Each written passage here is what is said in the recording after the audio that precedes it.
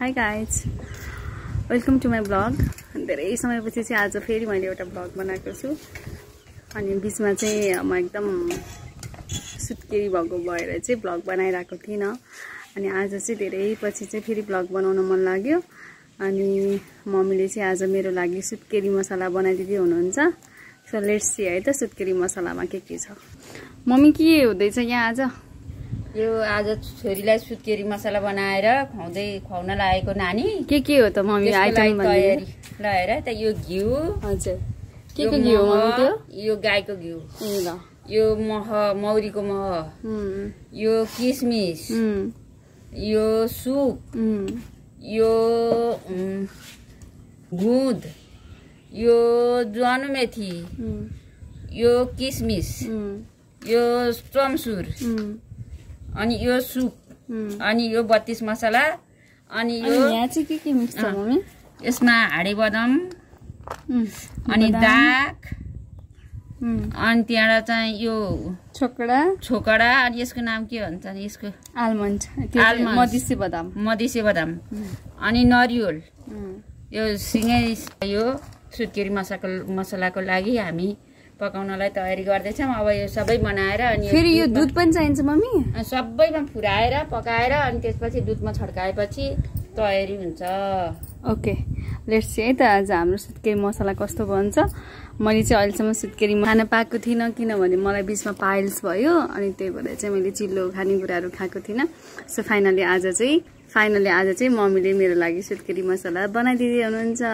Let's see है त guys कस्तो हुन्छ।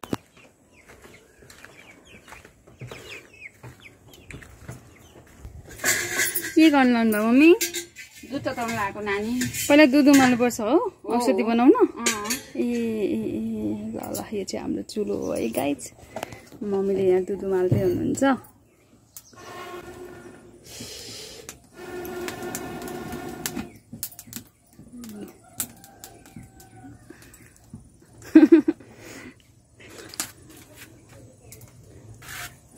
होइन मम्मीलाई त आज असाध्यै राम्रो देखिया त। किन हो मम्मी?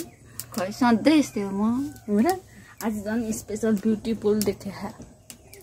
लभली लभा गाउँले जीवन। I lovely lover love you. गाउँले जीवन। आगोमा तरकारी पकाउनु पर्छ, भात पकाउनु पर्छ, दुध उमाल्दैछु। अब यसमा सुत्केरी मसला पकाउनै छ। दाल भात तरकारी अचार सबै आगोमा पकाउन छ। गाउँले जीवन यसरी नै पकाएर खुवाउनु भएको थियो मलाई बाआमाले। म पनि यो काम कहिलेकाहीँ जाँगर लाएर पकाउँछु। नत्र चाहिँ केमा पकाउनु? नत्र ग्यासमा पकाउँछु।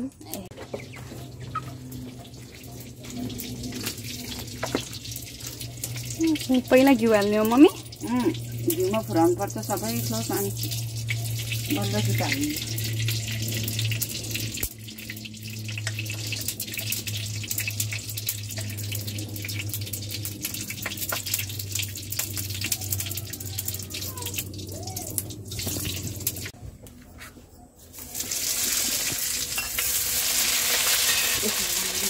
सबै पुऱ्याउने हो मम्मी अब? खोल न।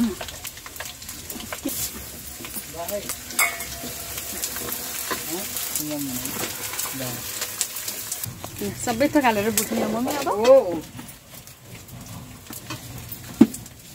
भुटेको अनि कति बेलासम्म? रात न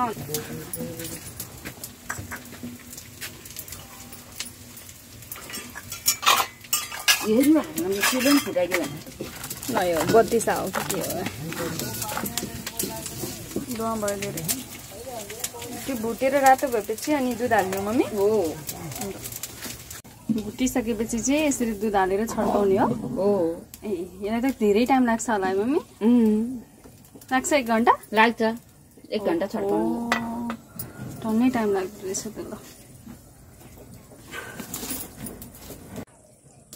यसरी छड्काउने अनि दुध हालेर यसरी छड्काएको छ कि यो त 1 घन्टा नि बढी हो नि मम्मी?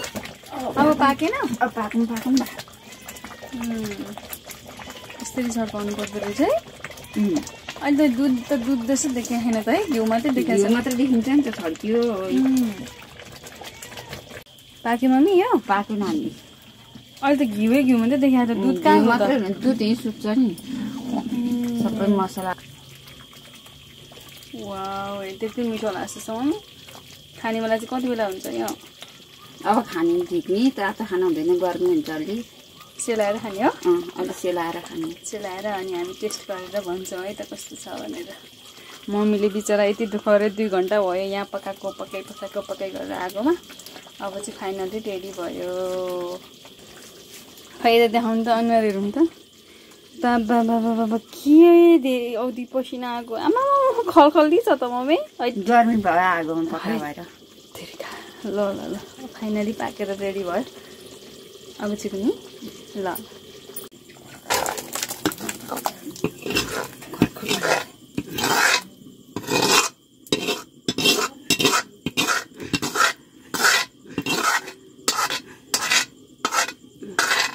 सबै छ झार जमेको धुलो सुलो गयो मसला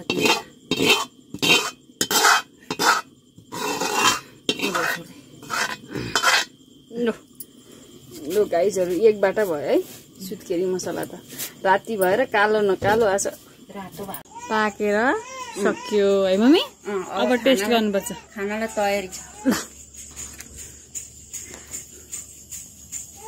ल अब चाहिँ यो सुत्केरी मसला टेस्ट गर्ने पालो बाबालाई दिइरहेको हुन्छ दिस इज सुत्केरी मसला सो लेट्स इट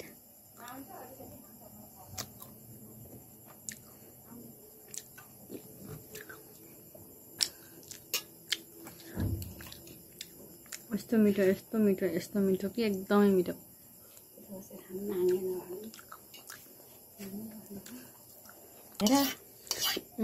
त्यसको अन्त मम्मी कत्रो छ खाइरहेको छु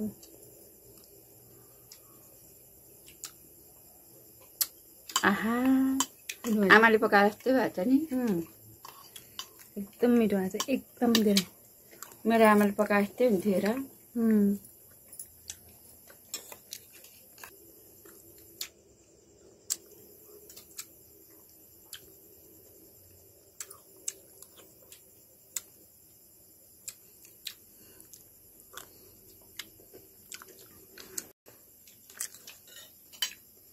Apa